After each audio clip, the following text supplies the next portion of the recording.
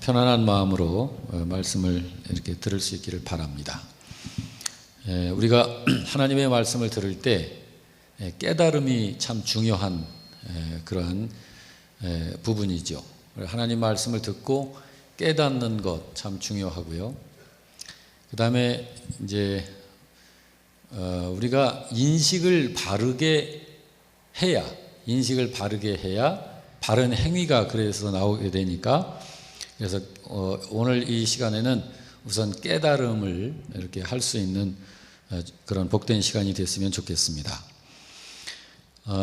보통 이제 보게 되면은 우리 신자들이 이렇게 자주 또 흔히 말하는 이야기 중에 영성을 이야기하는 것을 봅니다. 신령하다, 영성이 있다 없다, 영성이 강하다, 영성이 약하다, 이제 이런 이야기들을 하는 것을 좀 듣게 됩니다. 근데 이제 중요한 거는 영성이 뭔가라고 하는 거예요. 자, 신령하다라고 하는 게 뭐냐? 이 부분에 나름대로 이해를 하고 있으면 나름대로 신앙이 돼버려요. 그래서 이 참 중요한 부분인데, 이런 부분을 하나님에게로부터 바르게 이해를 하면 굉장히 좋은 믿음이 됩니다. 그런데 나름대로 이해를 하면 참 염려스러운, 그래서 이제 그게 고질이 되면 이건 고쳐지지도 않고 참 불쌍한 신자가 되고 마는 거예요. 영성이 뭐냐? 자, 어느 신자가 참 신령하다. 자, 그게 뭐냐? 신령하다라는 말이나 영성이 참 많다, 영성이 있다라는 말이나 그건 사실은 맥이 같은 건데 영성이라는 게 뭐냐? 자, 기도하면 그냥 이렇게 역사가 팍팍 일어나고 그러는 게 영성이 있는 건가? 그걸 말하는 건가? 근데 그걸 영성이라고 한다면 이제 우리는 잘못 갈 수 있는 거예요. 오히려 가장 건강한 믿음을 갖고 있는 신자보다 그렇지 않은 신자에게 그게 더 강하게 많이 나타났어요. 그 대상이 마태복음 7장 21절 이하에 귀신도 내쫓고 많은 권능도 평상시에 늘 행하면서 살았던 신자들이 있었거든요. 다른 사람들이 봤을 적에 나름 영성을 이해를 해서 저 사람들은 영성이 강하다, 이런 소리를 늘 들었었던 사람인데 주님께서는 그들을 인정하시지 않으셨어요. 그리고 그들은 하나님 나라도 들어오지 못했습니다. 영성이라고 하는 것을 우리가 그런 현상적인 어떤 그런 것에서 이렇게 우리가 보게 되면 안 됩니다. 그래서 영성이라고 하는 건 뭐냐? 이건 기독교가 목표하고 있는 그 핵심이 있어요. 그걸 이루는 힘, 그걸 이루는 능력, 그걸 영성이라고 그래요. 기독교가 이야기하고 있는 핵심이 뭔가요? 기독교가 이야기하고 있는 핵심. 자, 하나님께서 성경을 통해서 우리들에게 핵심적으로 이야기하고 있는 게 있죠. 그게 뭘까요? 우선 그게 여러분과 저에게서는 이루어졌어요. 하나님과 원수되어 있는 자가 하나님과 화목이 이루어지는 거예요. 그게 성경의 핵심입니다. 그리고 화목된 자로서 하나님과 함께 살게 되는 것, 그것이 기독교의 핵심이에요. 뭐 죽은 자 살려내고, 다리 저는 자 고쳐내고, 중풍병자 일으켜 세우고, 숱한 이적과 표적을 행했어도 예수님은 그것들을 중요시하게 생각하시지 않았어요. 제자들에게 뭐라고 그랬나요? 예수님이 행하신 그런 그 초능력적인 일들을 숱하게 많이 행하셨는데 제자들한테는 뭐라고 그러셨냐면, 내가 너희에게 나타낼 표적은 요나의 표적밖에 없다 그러셨어요. 다른 거는 주님께서 그렇게 중요하게 여기시질 않았어요. 근데 우리들이 영성을 그런 데 갖다가 둔다고 그러면은 참 어떻게 해야 될까요? 예. 기독교가 이야기하고자 하는 핵심은 하나님과 죄인과의 화목입니다. 옛사람이 새사람 됨입니다. 사망의 자리에 있는 사람을 생명의 자리로 놓는 일이에요. 이게 기독교의 핵심입니다. 그리고 그 생명 가운데에서 사는 것입니다. 그래서 예수님께서 말씀하시기를 내가 온 것은 양으로 생명을 얻게 하고 거기서 그치질 않고 더 풍성히 얻게 하려 함이라. 요한복음 10장 10절에 그 둘을 이야기하신 거예요. 그러니까 하나님과 원수되어 있는 영혼을 하나님과 화목하게 하는 것. 자, 이 사건이 이루어진 게 뭔가요? 구원입니다. 그것이. 영생을 얻은 거예요. 영생 얻은 다음에 그 삶을 풍요롭게 사는 거예요. 그것이 하나님과 동행하는 삶, 하나님과 함께 사는 삶이죠. 이것이 기독교의 핵심이에요. 그것을 이루는 힘, 그것을 이루는 능력, 그것이 영성이에요. 그러므로 영락교회가 진짜 영성 있는 교회인가? 영락교회가 영성이 있는 교회냐 없는 교회냐라고 하는 건 그 부분의 영락교회 교인들이 기독교의 이 교회의 본질을 분명히 알고 그 삶의 영적인 에너지를 쏟아붓느냐, 그 삶이 나오느냐, 이걸 보고 영성을 평하는 거예요. 뭐 밤새 기도하냐 안 하냐, 기도를 2시간 하냐 3시간 하냐, 이런 거 가지고 영성을 논하는 게 아니에요. 뭐 얼마나 금식기도 했냐, 40일 금식기도 했냐, 39일 했냐, 일주일 했냐, 보름 했냐, 이런 건 영성 아니에요. 그거 영성 성경에서 그런 거라고 이야기하지 않습니다. 하나님과 화목된 자로서 그 행실이 하나님의 말씀과 맞춰진 행실이 나오느냐 안 나오느냐, 그걸 영성이라고 그래요.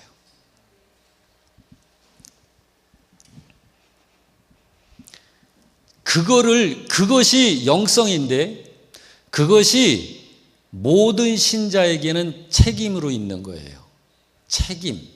책임은 뭐죠? 책임은 안 하면 거기에 대한 보응이 반드시 따르는 거예요. 책임은 안 하면. 이 영성, 여러분과 저를 그 자리에 세워놓으신 분이 주님이세요. 우리를 그 자리에 세워놓으신, 생명의 자리에 옮겨놓으셨다고요. 그리고 생명이 있는 자로 이제 살아내라 하신 거예요. 근데 생명 있는 자로 삶을 살질 못하고 기독교의 본질을 망각한 채 그렇게 살면 그 사람은 생명이 없다고 볼 수 있어요. 예수 이름, 주의 이름 부르며 귀신 내쫓고 선지자 노릇하고 많은 권능을 행했습니다 하고 주님 앞에 떳떳이 딱 내놨는데 주님은 난 니들 몰라. 난 니들 몰라. 몰라서 모르는 게 아니에요. 이 불법을 행하는 자들아 그랬어요. 그럼 잘못 믿었다는 거잖아요, 그게. 그래, 니들 예수 믿은 거 맞아. 그런데 잘못 믿은 거야, 니들은. 그렇게 하고 하나님 나라의 문을 그들에게 닫아버렸어요. 내게서 떠나가. 무섭잖아요. 그래서 이 영성이라고 하는 것을 바르게 잘 이해를 해야 합니다. 이건 신자에게 책임이 있습니다. 그러므로 신자는 성경을 순종하며 사는 삶을 연습하고 훈련해야 해요. 왜? 그게 영성이에요. 성경을, 하나님의 말씀을 내 전 인격에다가 맞춰서 나의 삶 자체가 하나님의 말씀의 실현, 하나님의 말씀의 성취, 그게 돼야 하니까요. 그게 영성이니까요. 그래서 한 걸음 한 걸음 그 길로 가는 것이 신앙생활이고 하나님의 자녀들의 책임이에요. 우리는 그리 가야 되는 거예요. 많은 그 분들이 그리 안 가고 그냥 하늘에서는 관심도 없는데 세상 사람들이 눈이 뒤집혀 가지고 목숨 걸고 쫓아다니는 것들, 그거 쫓아다니느라고 신자들이, 그건 뭐 하는 거예요? 그거는 헛사는 거예요. 그렇습니다. 우리에게는 하나님의 백성으로서의 의무와 책임이 있어요. 삶에서 그 거룩한 행실이 나오지를 않고 그저 몸만 건드리면 아멘 할렐루야 뭐 이런 게 나온다. 그건 영성이 아닙니다. 주님께 합당치 않은 그리스도인, 직무를 유기하고 게으르고 악한 종일 뿐이에요. 우리 영락교회 성도님들은 아멘 할렐루야 뭐 이렇게 하면 좋지만 그것이 꼭 없어도 이렇게 삶 속에서 진리를 사는 삶이 늘 이렇게 보여지고 묻어나는 그런 신자가 되어지시기를 주의 이름으로 축원합니다. 1절 말씀에 이렇게 말씀하고 있죠.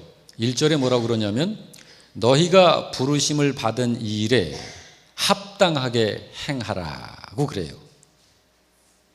자, 너희가 부르심을 받은 일에 합당하게 행하라.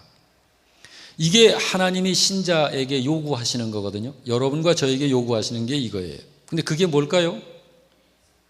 자, 합당하게 행하라고 그랬잖아요. 하나님이 부르셨는데 그 부르심에 합당하게 행하라. 그게 뭘까요? 3절에서 이렇게 말씀합니다. 하나 되게 하신 것을 힘써 지키는 거다. 그래요. 하나 되게 하신 것을 힘써 지키는 게 그거다. 근데 하나 되게 하신 게 뭐예요? 왜 이걸 이렇게 하라고 그래요? 그게 합당하게 행하는 거야. 하나 되게 하신 것을 힘써 지켜 너는. 근데 왜 그렇게 하라고 그러냐면은 너는 몸이 하나야. 성령도 한 성령이고 소망도 하나고 주님도 한 분이고 믿음도 하나고 세례도 하나고 하나님도 한 분이시기 때문에 성령께서 교회를 하나 되게 하셨거든. 그걸 니들은 지켜야 해. 그러시는 거예요.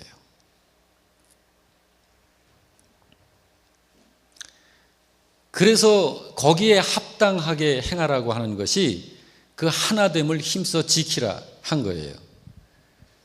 자, 여러분, 우리가 영락교회인데 하나님께서 우리를 부르시고 여러분과 저의 머리는 그리스도이십니다. 그리고 우리는 그리스도이신 그분의 몸이죠. 하나된 몸. 그래서 이 하나를 우리가 지켜내면서 사는 삶을 사는 것이 우리를 부르신 하나님께 합당하게 행하는 거예요. 우리는 그렇게 살 수 있길 바랍니다. 우리 안에서요, 오해가 생길 수도 있어요. 기분이 안 맞을 수도 있어요. 그러면은 때려치는 게 아니고 이걸 주님 앞에 가지고 나와서 하나로 맞춰가는 작업을 해야 해요. 그래서 힘써 행하라는 거예요. 내 마음에 안 맞으니까 우리 마음에 맞는 사람들끼리 모이자. 그건 주님이 쓸어버리시는 거예요. 그건 주님이 원하시는 게 아니거든요. 우리가 이제 알 것은, 자, 성도는 하나님 나라를 나타내는 모델이다. 이 세상에서. 저를 한번 따라하십시다. 나는 모델이다. 무슨 모델? 하나님 나라의 모델입니다. 그래서 이 땅에 서 있으면서 그 나라를 증거하는 자로 사는 사람이 성도예요. 성도. 자, 그게 성도라고 한다면, 그렇다면 신자인 우리가, 여러분과 내가 드러내야 할 하나님 나라의 특징이 있지 않겠어요? 하나님 나라의 특징. 모델은 뭔가를 나타내는 게 있잖아요. 그러니까 여러분과 제가 하나님 나라의 모델이라면 우리에게 있는 그 하나님 나라의 특징이 있지 않겠느냐. 그게 뭘까요? 신자는 그걸 항상 나타내고 있어야 되거든요. 모델이니까. 자, 그게 뭘까? 그것이 하나님의 통치입니다. 하나님의 다스림. 신자들에게는 하나님의 다스림이 있는 거예요. 그리고 우리는 그 다스림에 뭘 해요? 순종입니다. 하나님의 통치와 그 통치의 순종. 이것이 우리들에게 있는 특징이에요. 그게 하나님의 나라의 특징이고요. 여러분, 하나님께서 명하시면 무엇이든지 아까울 게 없죠? 그 믿음이 성경에서 말하는 믿음이에요. 하나님께서 원하시는데, 하나님 참 요건 제가 아까워서 안 되겠어요. 관원이 그랬잖아요. 관원이. 나 영생 갖고 싶어요. 그러냐? 하나님 말씀 지켜 살아. 저 성경 그거 다 계명 지켰는데요. 그래? 근데 내가 너 보니까 한 가지가 부족하네. 너 재산 많이 가지고 있는데 그거 팔아가지고 필요한 사람들에게 나눠줘. 그리고 너 나한테 따라와. 자, 그 사람이 이제 어떻게 됐죠? 그럼 그 사람은 주님이 없는 거예요. 그 사람은 하나님의 통치, 그리고 그 통치에 복종하고 순종하는 것이, 그것이 바로 하나님 나라의 특징입니다. 그러니까 여러분과 저에게 있어서 그 무엇보다도 우리에게는 하나님의 다스림이 있어서 너무 감사하고 또 감사하시기 바랍니다. 그런데 이 다스림이 있는데 여기에 순종하는 것이 백성의 책임이에요. 의무예요. 하나님께서 뭐라고 명령하시든지 순종하고 복종하시기를 바랍니다. 원하시는 분은 아멘 하세요. 근데 하나님의 통치가 어디 있나요? 하나님의 통치가 어디에 있어요? 실제로 성경에 있는 거예요. 성경이. 자, 그러면 그 하나님의 통치의 실제가 있죠. 하나님의 통치의 실제. 그게 교회 생활입니다. 교회 생활이에요. 그거를 하나님께서 이스라엘 백성들과 모세 사이에서 그 원리를 드러내신 거예요. 눈에 보이는 모세. 그래, 하나님이 세웠어. 그런데 쟤만 따라가면 안 될 것 같아. 목마르지, 배고프지, 뜨겁지, 따갑지, 고단하지, 피곤하지. 근데 쟤는 자꾸 지를 따라오라는 거야. 그래가지고 그 중에서 몇몇 사람들이 선동을 해가지고, 어이 모세, 우리는 하나님 믿지 당신 믿는 게 아니야. 당신 왜 우리를 인도하는 게 꼭 이렇게만 인도해? 여러분, 이렇게 배고프게 살려고 여기서 우리 죽겠습니다. 우리 애굽에 있을 때는 마늘과 파와 양파와 이런 것을 먹고 얼마나 우리 맛있게 살았습니까? 돌아갑시다. 돌아갑시다. 하고 모세를 거역한 거예요. 대적한 거예요. 근데 모세를 대적했나요? 성경이 뭐라고 그래요? 왜 여호와 하나님을 대적하냐? 모세를 거역함이 나를 거역함이로다. 모세가 하나님인가요? 하나님 아니죠. 근데 왜 그렇게 말씀하실까요? 그러니까 이거를 우리들이 봐야 하는 거예요. 하나님의 통치가 이 시대에, 지금 이 지상에서는 그 실제가 뭐냐? 하나님의 통치가 어디 있어요? 성경에 있는 거예요. 그것이 실제로 실제화되어지는 곳이 어디예요? 교회예요. 교회를 통해서 하나님의 다스림이 있는 거예요. 우리나라의 그 평택 안정리에 가면 미군 부대가 있죠. 자, 그 미군 부대가 우리나라 땅인가요? 미국 땅인가요?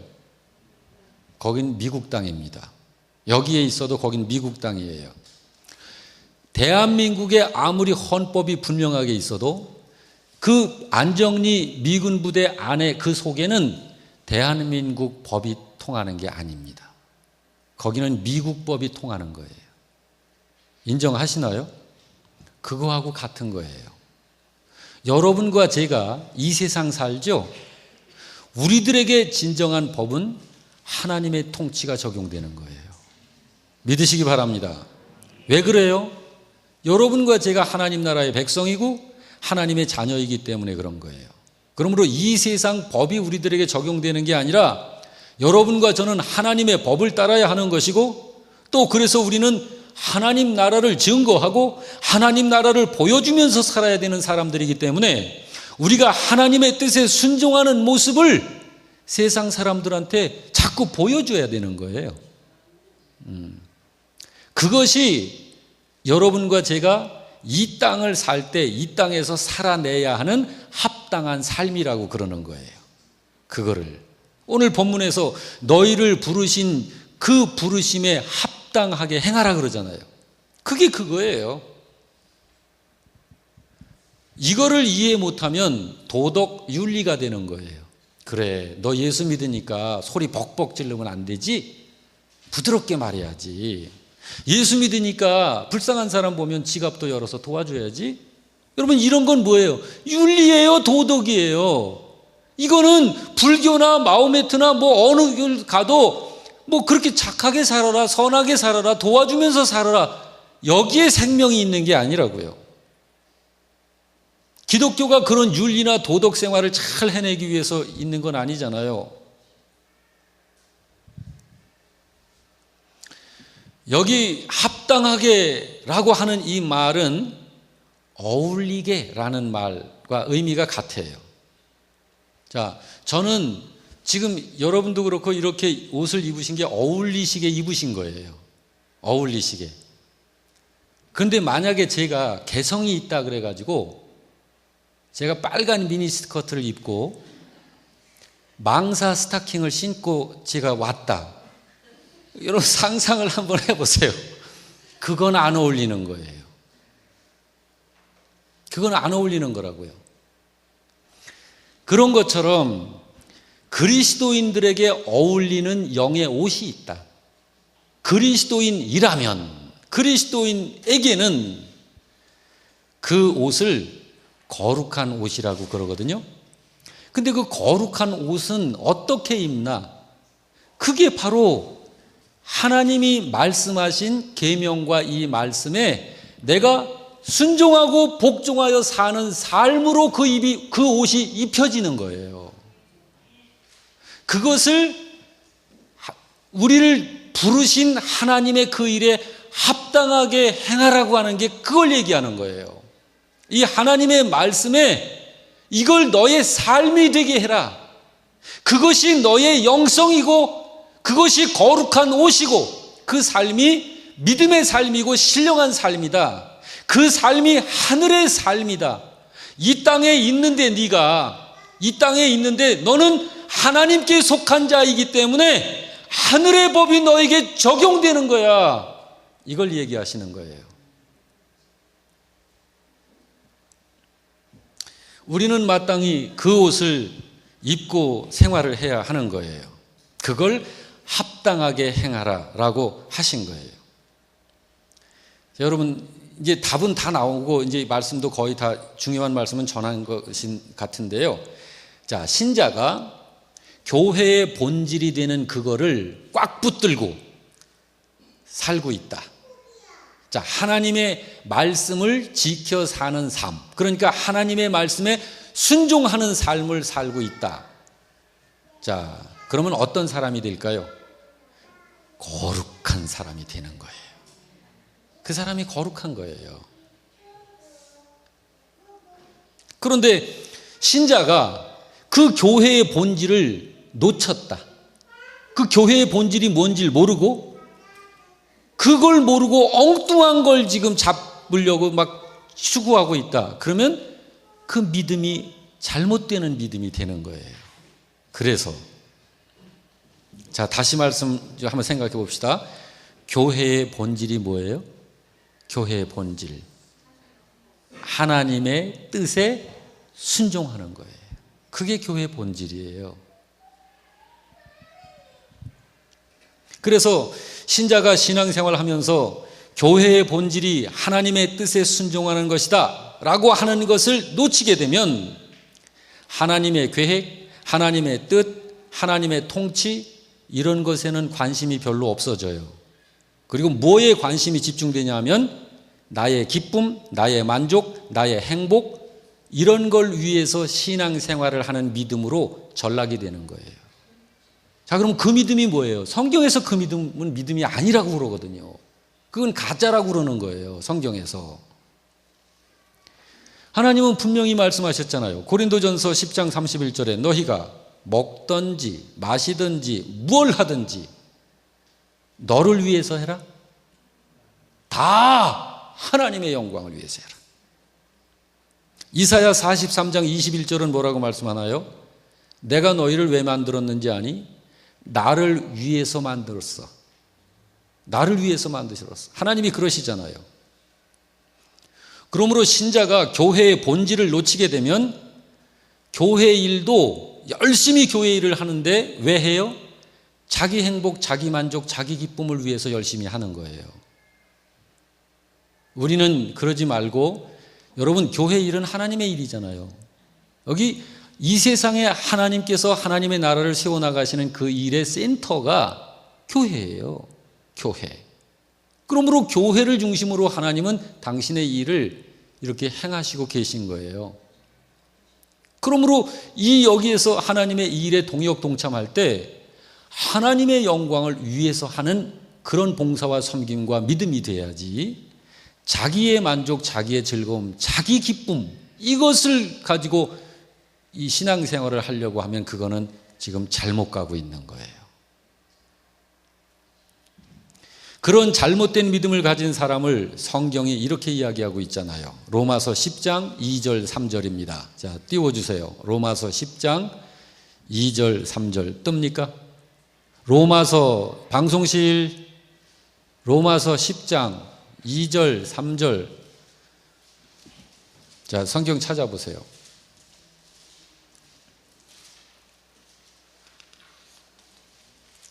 로마서 10장 2절 3절 같이 읽습니다.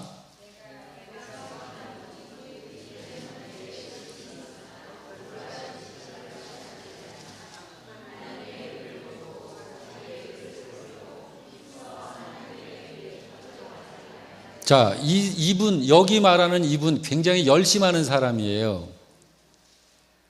예수 이름 부르고 교회 일에 열심하는 사람이에요. 근데 이 사람은 왜 열심히 하는 거죠? 하나님의 의는 관심이 없어요, 별로. 자기의, 여기 자기의라는 게 뭐예요? 쉽게 얘기하면 자기 만족을 위해서 열심히 하는 거예요. 그들이 하나님께 열심히 하잖아요. 근데 올바른 지식에 의해서 열심히 하는 게 아니라 자기의, 자기 만족을 위해서 열심히 하는 거예요. 그러니까 그렇게 열심히 하는 건 끝에 뭐라고 그래요? 하나님께 순종하는 게 아니다, 그거는. 그러는 거예요. 그러니까 그 사람의 믿음이 뭐예요? 그러니까 그냥 열심히 하는 것이라든지 자기 만족과 자기 기쁨을 위해서 하는 것은 하나님을 믿는 믿음이 아니다, 그 말씀을 한 거예요. 사도 바울이 한때 그랬었죠. 그래서 사도 바울이 하나님을 향한 그 열심을 어떻게 나타냈었죠? 그리스도인들을 잡아서 체포하고 감금하고 죽이고 고문하고 하는 일을 열심히 했었잖아요. 그런데 어떻게 됐어요? 그 다음에 주님께서 말씀하시기를, 너는 왜 그렇게 나를 핍박하냐? 나 너 때문에 괴로워. 너무 괴로워. 아니 주님, 저는 주님을 위해서 그렇게 하는 건데요. 거기서 확 뒤집어지잖아요, 사도 바울이. 여러분, 교회는요, 자, 우리가 교회인데, 교회는요, 하나님께서 아브라함을 부르신 이유가 있었죠. 자, 이유가 있어요. 아브라함 왜 부르셨죠? 복의 근원 되게 하시려고 부르신 거잖아요. 자, 그리고 하나님께서 이스라엘 나라를 세우셨죠. 이 세계에 많은 민족들이 있는데 이스라엘을 하나님이 만드셨다고요. 왜 이스라엘 만드셨어요? 지금처럼 저렇게 하게 하려고? 아니에요. 이 세상 모든 민족의 제사장 나라가 되게 하시려고 이스라엘을 세우신 거예요. 이해가 되세요? 이거 이해되셔야 돼요. 제사장 나라가 되게 한다라는 건 뭐예요? 모든 민족을 하나님 앞에 이끄는 나라가 되도록, 그 사명을 감당하는 나라가 되도록 하려고 이스라엘을 조성하셨다라는 말이에요. 그런 것처럼 여러분과 저를 교회로 부르신 이유가 있다고요. 여러분과 저를 교회로 부르신 이유, 그게 뭐예요? 똑같아요. 아브라함을 하나님께서 부르신 이유, 복의 근원이 되게 하시려고. 자, 이스라엘을 세우신 이유, 모든 민족들의 제사장 나라가 되게 하시려고. 여러분과 저를 교회로 부르신 이유 같은 거예요. 실제로 그게 뭐예요? 우리들의 이유는 믿지 않는 사람들을 하나님 앞에 회개하고 돌아와 구원받게 하시려고 우리를 부르신 거예요. 같은 거예요, 그것이. 교회는 그런 의무와 그런 책임이 있는 것이다. 그렇기 때문에 이번에 새생명 축제도 이렇게 계획을 해서 세우는 거예요. 여러분, 우리 영락교회 지금 현재 재정적 형편은 여유가 없어요. 자, 어느 정도냐면 지금 교역자들 지금 서너 분 계신데 교역자들 사례비를 지금 한 주 미뤘다가 줬다가 이렇게 막 맞춰야 되는 상황이에요. 여유가 없어요. 그런데 이 새생명 축제를 4일간 이렇게 우리가 하려면 적어도 300, 400만 원 정도가 소모가 돼요. 이걸 행사를 치러내는데. 근데 왜 이렇게 돈을 들여가면서 이거를 할까요? 그게 우리의 사명이기 때문에. 근데 하나님이 이거를 치러내는데 교회 재정은 없어요. 그런데 하나님은 영락교회 신자들에게는 이런 하나님의 일을 많이 행할 수 있는 그런 재료들을 이미 주셨어요. 그러면 우리는 그거를 언제든지 치러낼 수 있어야죠. 무슨 말씀인지 아시겠어요? 제가 재미난 이야기 할게요. 저는 하도 이런 쪽에 하나님의 말씀을 제가 좋아하기 때문에 예전에 제가 학교에 있었잖아요. 어떤 학교? 여러분 유스 위드어 미션이라고 하는 우리나라 144개국의 선교단체로 굉장히 활발하게 퍼져 있는 그런 선교단체가 있어요. 예수전도단이라고도 그래요. 그리고 YM이라고도 하고.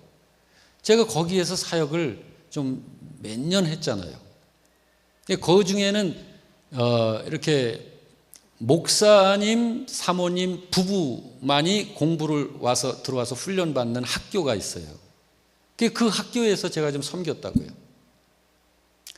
그러면은, 자, 그 내용 중에, 여러 가지를 공부하는데, 자, 5개월 이상을 훈련을 이제 해내고, 이제 파송을 해요. 목회 현장으로. 그래서 현장에서 목회하게 하고, 이제 그것을 훈련하는 중에 하나가 재정 문제를 어떻게 다루느냐, 그리고 선교 마인드를 확실하게 갖도록 하기 위해서 약 3주 동안 단기 선교를 보냅니다. 해외로 파송해서 보내요.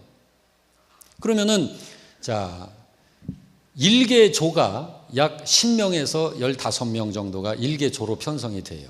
그럼 그분들이 아프리카로 간다. 그럼 아프리카를 3주 동안을 가서 거기서 사역을 하고 와야 돼. 그럼 재정이 얼마나 필요할까요? 약 1억 정도가 필요해요. 1억 정도가. 그러면 10명이 1억을 마련해야 되잖아요. 10명이. 근데 여기 지금 학생들로 들어와 있는 사람들은 누구다? 목사님, 사모님이에요. 그러면 신자 중에서도 목사 레벨이니까 재정 문제 그래도 수월하게 다루지 않겠어요? 여러분 어떻게 생각하세요? 목사님들은 재정 문제를 평신도들보다는 수월하게 다룰 것이다. 거기에 동의하십니까? 안 하십니까? 예? 이렇게 고개를 끄덕 해줄기를 저는 기대했는데 아니래요. 근데 안타깝게도 재정 문제를 못 다뤄요. 그러면은, 자, 제가 맡은 조가 있어요. 10명이에요. 한 분은 압구정동 소망교회 부목사예요. 예전에 곽선희 목사님 계실 적에 그 교회 부목사 부부가 들어왔어요. 또 한 분은 저 제주도에 개척해가지고 교인이 서너 명밖에 없는 그 교회 목회자 부부가 와 있어요. 제주도에 들어와 있어요. 그러면 이 사람들을 아프리카 3주 1억을 재정을 마련해야 되는데 어떻게 재정을 마련해요? 간단하게 해서 1억 나누기 10 그러면 1,000만 원씩만 마련하면 되죠. 1인당. 그럼 계산은 끝나요. 근데 그게 하나님 방법일까요? 근데 사람은 이렇게 해요. 압구정동에 있는 소망교회 부목사님은 주보에다 광고를 딱 냈어요. 우리 교회 부목사님이 아프리카 단기 선교 사역 3주 나가는데 여러분 기도해 주십시오. 그러니까 이 기관 저 기관 이 기관 저 기관에서 뭐 100만 원 200만 원 얼마 500만 원 뭐 이렇게 막 해준 게 약 4, 5천만 원이 들어오는 거예요. 약 4, 5천만 원이. 그런데 제주도에 있는 그 목사님 부부는 교회에다 광고를 했는데 기껏 들어오는 게 2만 원, 3만 원이에요. 그러면은 이분들이 이제 와가지고 그거를 이렇게 제출하죠. 계속 이 재정을 모으는 기간이 이제 이제 3개월 정도 이렇게 모아서 이제 내일 출국을 한다. 이제 며칠 후면 출국을 한다. 그러면은 그렇게 최선을 다해서 모아가지고 가지고 와서 이제 내는데 약 6천만 원, 7천만 원밖에 안 돼요. 내일 모레면 떠나야 되는데 그러면 어떻게 3, 4천만 원을 2, 3일 내로 어떻게 마련해요? 이거 큰일 났어요. 이제 이게 펑크가 나게 생긴 거예요. 그래가지고 우리 합심해서 기도합시다. 막 또 열심히 기도해. 10명이 모여가지고 무릎 꿇고 막 기도해요. 누구? 그 사람들이 누구라고? 목사님하고 사모님들이에요. 막 기도해요. 그렇게 하고서 이제 주님께서 역사하실 것을 기대하고 또 이제 헤어지죠. 내일 가야 돼, 이제 내일. 티켓은 미리 이제 해서 끊어놨어요. 근데 내일 가야 되는데, 이 3천만 원이 안 채워지는 거예요. 큰일 났잖아요. 어떻게 해요? 그래서 같이 이제 모여서 다시 기도하는 거예요. 하나님께서 우리 도와주세요. 하나님께서 역사하셔야지 이거 사람 일 아닌 거 고백합니다. 그런데 한쪽에서 막 흐느껴요. 그러면서 고백할 게 있대요. 근데 그 고백하는 사람이 저 일산에 있는 개척해가지고 교인들 한 50명 모이는 교회 목사님이 고백을 하는데 사실은요, 목사님, 사실은요, 제가 감당할 몫을 다 내고 통장에 한 500만 원이 더 들어와 있어요. 그거 내놓을게요. 다 그렇게 해서 500만 원이 나왔어요. 그러니까 소망교회 다니는 분이 가슴이 철렁한 거예요. 근데 성령님께서 그 안에 말씀하신 거예요. 그 부부 몫을 내고서도 3천만 원이나 더 통장에 지금 남아있는 거예요. 그래가지고 그거를 내놓으면서 울어요. 그러면서 하나님이 나에게 이렇게 넘치게 채워주셨는데 제가 이거는 내가 아껴서 사적으로 써야지 하고 이렇게 남겨놨었는데 주님이 자꾸 제 속에서 책망해요. 그렇게 하고 내놓은 거예요. 이 사람 저 사람 몇 사람이 이렇게 쭉 내놨어요. 다 합쳐보니까 정확하게 1억. 그러면 하나님은요 10명 안에 이미 일을 다 행하시고 계신 거예요. 그래요 안 그래요? 다 행하셨어요.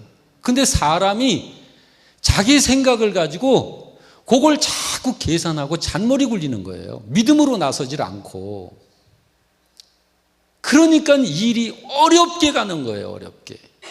여러분 믿음으로 간다라고 하는 게 그거예요.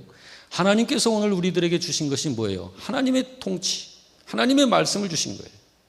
이 말씀에 순수하게 깨끗하게 순종하고 복종하면서 가면 거룩한 삶이 나오는 거예요.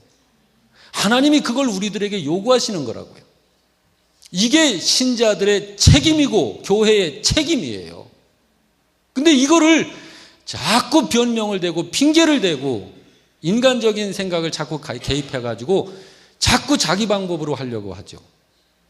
하나님은 그거를 훈련시키셔서 그 부분을 깨끗이 하나님의 다스림에 복종하고 순종하여 사는 이러한 하나님의 자녀로 반드시 그렇게 훈련시켜 내십니다. 우리 한 사람 한 사람을 하나님은 다루시는데요. 임영호 목사가 여러분들은 다 그렇게 순수하게 순종들을 잘 하시는데 영락교회를 보니까 임영호 목사 하나만 요 성경 말씀에 순종했다 말았다 했다 말았다 그런다.